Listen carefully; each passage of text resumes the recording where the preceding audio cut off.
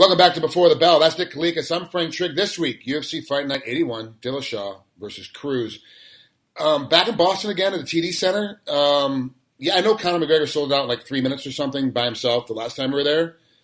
But is Boston getting a little bit too much love? I mean, it's already. I mean, I get it. It's 2016, it's the beginning, but they're already back in Boston again. It seems like they were just there a couple months ago. Well, you got to think of the big picture as well. I mean, obviously that's a huge market. I mean, I think it's another area where you could get some New York love as well, right? I mean, they're really trying. Obviously, we know that they're trying to get in New York City, and that seems like it's going to probably happen. Hopefully, it happens soon. They should be making some progress there. So I think that market and that environment, Boston's probably a good spot for them to be, considering they can't really break through other spots like New York City, for example, yet. And then, of course, Dana White with the ties to Boston and all that stuff. I think there's a lot more. That is a good thing for the UFC by hosting the event there, and it just makes it a little bit more friendly maybe for the hometown guys as well. And of course, let's not forget Dana White's a huge New England Patriots fan, right? And the Patriots play on Sunday, or play on Saturday. I'm sorry. They play on Saturday, I believe, which opens the door for, the UFC on Sunday. So who knows what's going on with that, but there's definitely some backstory to it. And I think they did put together a great card. So even though Conor McGregor's not headlining this one, it'll still go over well because from top to bottom, it's a pretty solid card. I mean, again, competitive matchups, and there should be some entertaining fights. Yeah, other than a few bouts that keep getting changed with opponents because of last minute switch outs. Other than that, it's been a great card. And even, I gotta be honest, even with the switch out with the Rosa fight, I'm still pretty okay with the switch out, even though it's last minute. Like I would have preferred the original matchup, but I'll take the switch out. But before we get into the breakdown of the card, I want to ask you: did you actually see the photo that Jackson Winklejohn put out, Greg Jackson put out of Holly Holm, John Jones, and BJ Penn? Did you see that photo that got put out? Not that one particular, but I know that BJ Penn's supposedly going to do some training over there, right? Is that what you're referring to? Or Yeah. He spent 2 months late last year up in Utah training just to try to see if he could get back in shape to do a full training camp. Came back down for the holidays, back down to Hilo on the Big Island of Hawaii, and sat and had a good time, but backed off a little bit from jits and from boxing and stuff, and just went and did a bunch of cardio. And then all of a sudden you start seeing these reports. Hey, he's down in Albuquerque. Do you think the way we saw BJ go the last time with Frankie Edgar, if that's the same BJ we get again, do you think he should come back and be challenging a guy like Nick Lentz and asking him for a fight, sometime in March or April? Not if that's the BJ we see, no. I mean, it was honestly from a fan. I mean, BJ Penn, in my opinion, is one of the all-time greats, period. I mean, he's such a complete fighter. I mean, he was kind of ahead of the curve, I think, with everything. I mean, with his takedown defense, with his submission skill, obviously his tremendous striking ability too, just everything. He is one of the all-time greats. So to see him get beat like he did against Frankie, I don't like seeing that, honestly, because I think maybe the newer fans that have no idea how good or how amazing, I mean, one of the all-time legends of the sport fared in that fight, they might not realize how good he once was. You know what I mean? They could go back and look at some of the history and look at some of the accomplishments he had, but I don't like it. I want to see, I mean, if he's going to compete in the UFC again, I want him to win, honestly, because I want him to continue that, again, not kind of harm that legacy a little bit. So if he's not up to par, I would rather see him kind of sit out and just maybe, continue doing what he's doing and being kind of a pioneer for the sport, kind of on the outside, impacting the sport in different ways that way. So it's just hard to see legends like that not perform to their abilities, especially when we're used to seeing greatness out of them. And that's exactly what you saw most of the time from BJ Penn. Yeah, he was an amazing athlete in his heyday and then kind of fell off and kind of slipped off. And like you said, I do agree that he was ahead of the curve in his prime, and now the curve has caught up to him. I don't know how he can do it. Like I told him before that Nick Lentz, I think, is a bad matchup for him to come off a long layoff and after getting a bad beat the way he did with Frankie. But I've been wrong before. I said Anderson Silva should have retired when he got scissor heel hooked by Rio Chonen back in Pride, and then he went on and became the best fighter in the world. So who the hell am I to say anything? Yeah, you never know, and you can't never count BJ Penn out. I mean, he's got that special, I don't know, that special something in him that he would, he could turn around and surprise us all. So I hope if he does have that Lentz fight, I think you're absolutely right. That's kind of a tough matchup. I mean, the way Lentz has been fighting recently as well. So you have to be in decent shape and decent form to beat a guy like Lentz these days. So I'm not, I don't know. I don't see it happening unless he just surprises us all. So hopefully if he does come back, we see kind of a glimpse of BJ from the past, if that makes sense. Well, let's move on to why we're here today. UFC Fight Night 81. Let's get down to the co-main event. Eddie Alvarez versus Anthony Pettis. I gotta believe that Anthony Pettis is a slight favorite in this one, but I don't see the line being like a 2-1 or a 3-1 favorite. Where's the line at right now? About a 3.5 to 1 favorite. So, and again, according to the public, though, you got to imagine. I mean, they've actually bet it up. I opened it just under 3-1, and it's since been bet up. I believe it right now it's minus 345. The comeback here, let me check the Donbest screen, is actually it's 345 plus 285 right now at 5dimes.eu. So, yeah, I mean, it's gotten bet up a little bit. A lot of people are banking on the fact that, I mean, Pettis didn't perform that great last time. I mean, RDA just dominated him in every way possible, which was shocking to most. So I think people are expecting a great bounce back fight. And over Alvarez, which stylistically you would think it's a good matchup for him because, I mean, let's face it, before the Pettis last fight with RDA, I mean, the guy was finishing everybody, right? I mean, Melendez never been subbed.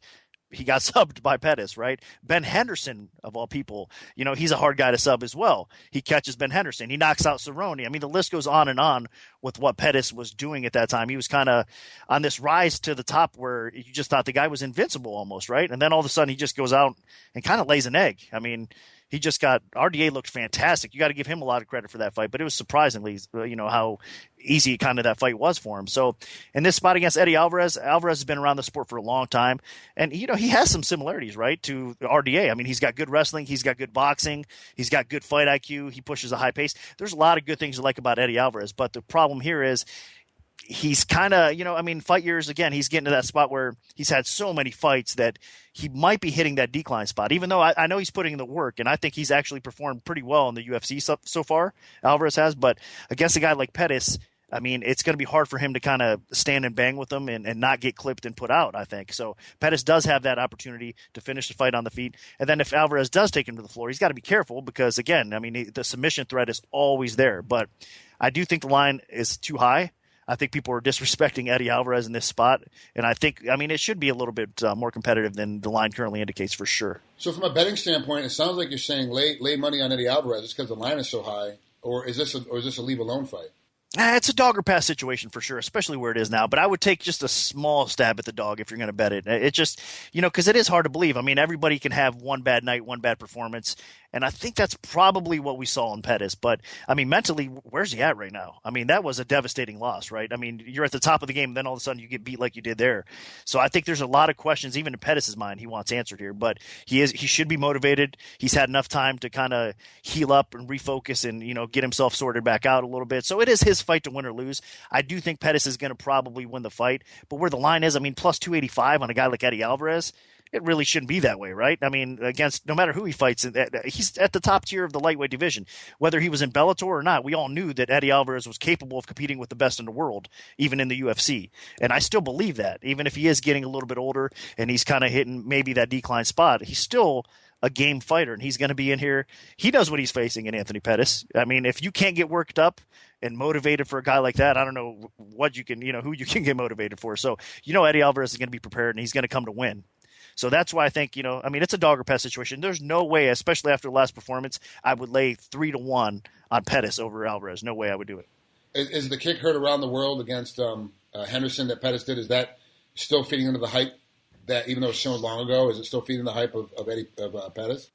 A little bit. I think that's always going to kind of stay with him, right? And then, of course, the Wheaties box. And again, he was kind of like building up to that spot where he was invincible. I mean, the best UFC champion out there or whatever. And then that happened. So, it was shocking to a lot of people. I'm still stunned by the way all that kind of played out. That was a crazy night all the way around. So, yep. All right, moving on to the main event, Dominic Cruz and TJ Dillashaw. What a matchup. This one's got to be a pick'em. These guys are so evenly matched up. The fans, from what I can tell, seem to believe it's 50% one way, 50% the other way. So I got to think from a line standpoint, no matter where you started it, it's been bet to about a pick'em. Am I right in that, or am I looking at another 3-1 pick? No, it's not 3-1 for sure. You got to give Cruz a lot of respect. He's a former champion, and he didn't lose his title in the cage. He lost it due to injury, which is unfortunate, right? But then TJ Dillashaw, on the other hand, he's just, he's really stepped his game up to a whole nother level. He keeps on improving fight by fight, and what he was able to do to Barao in both fights.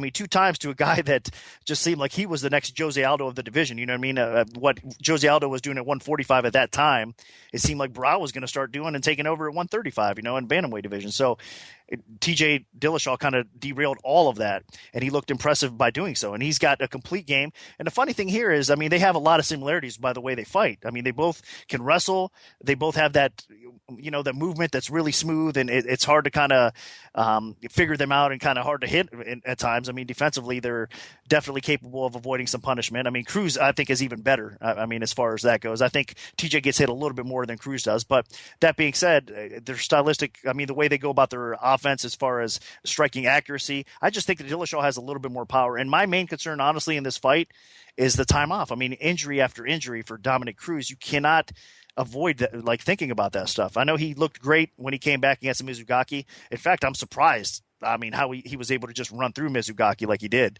honestly. But after that, he gets hurt again. So, I mean, where's he at really? I know mentally, I mean, fight IQ wise, I mean, you hear him as an analyst. Dominic Cruz is one of the best analysts right now in the game. I mean, a lot of people respect him because he's so smart in breaking down fights, and he really knows everybody, his opponent inside and out. I mean, he's on top of it in that way. But can his body still perform the way he wants it to? I'm not sure. And now he's facing a very stiff test in TJ Dillashaw. I mean, the guy deserves to wear that strap right now. He's on top of his game for sure. And remember, we're talking about injuries with Dominic Cruz. For the folks at home that don't really know, it was right knee, then left knee again, then right knee again, then right knee again, then left knee again. Like, he keeps blowing his knees out. So it's not like he's hurting his elbows or hurting his shoulders, where you can kind of maneuver around it. And the thing that makes Dominic Cruz so good is his mobility. If they're fans of the sport, you saw the Holly Holm versus Ronda Rousey fight. The way Holly moved around Ronda, that's what Dominic Cruz does to every one of his opponents.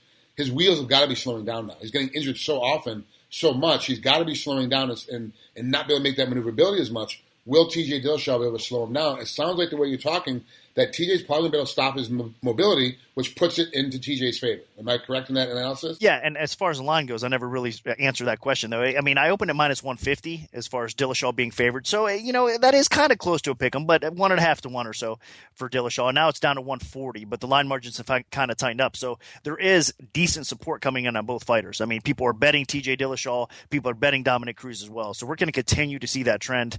And a lot of money is going to get poured into both guys here because I think a lot of people still have faith in Cruz. And especially recent interviews and that thing, I don't know if a lot of people probably got a chance to see that John Anik interview where he had both of them. He had Dillashaw and Cruz talking. And man, I mean, if that was a fight, there was no question who won that as far as that little battle right there within words. I mean, Cruz just ran circles around him in that aspect of it. So he kind of made Dillashaw look pretty bad. So I think, believe it or not, I think a lot of people think that Cruz mentally is in Dillashaw's head a little bit. He's playing mental games with them. So every little bit, I mean, every little edge you can get, I think people are trying to believe in their fighter here. But I just think, like I said, I think it's going to be a competitive fight. I just think that the difference here is going to be both of them can neutralize each other out with the wrestling. I think as far as sub game goes, it's close. I mean, both of these guys can neutralize each other out kind of that way. Cruz has more of a sub game that he leads on, and obviously Dillashaw does as well, but they prefer to stand and bang more than anything else. I mean, they both can wrestle. So I think what we're going to see is a striking battle, and I just think that Dillashaw hits a little bit harder. And at this point, I trust him a little bit more. I think, his body's a little bit more put together. He's a little bit younger, a little bit fresher as far as MMA years go as well. And I just think I have a little bit more confidence, a little bit more faith in Dillashaw at this spot. So minus 140 where it is now, I think if you're going to bet this fight, it's not a dog or pass situation. I do believe that it's a favorite or pass situation in this spot. So dog or pass at the co-main event and favorite or pass on the main event. I'm actually leaning towards – I'm leaving this one alone. The main event I'm leaving alone entirely. And I'm obviously going to bet money-wise. I'm picking Pettis to win. But if I got to put money down, I'm putting on Alvarez in the co-main event. But this main event is too close for me to call. I got to leave it alone. I can't spend any kind of money on this because I think both guys have a chance of winning, especially if you see the Cruz that came out last time against Mizugaki, then it's going to be difficult for TJ Dillashaw for sure. Yeah, it is. And this is going to be one of the most challenging fights, especially, I mean, if those health issues don't come in play here. And we do see a glimpse of Cruz, what, he was when he was champion and, he was dominating everybody. So if that TJ Dillashaw, or if that, I should say, Dominic Cruz shows up against TJ Dillashaw, wow. I mean, we're in for a tremendous fight. And Dillashaw is going to have his hands full. So I hope we see a 5-round war and these guys just, go at it and give us all they got. And we see another instant classic type of battle.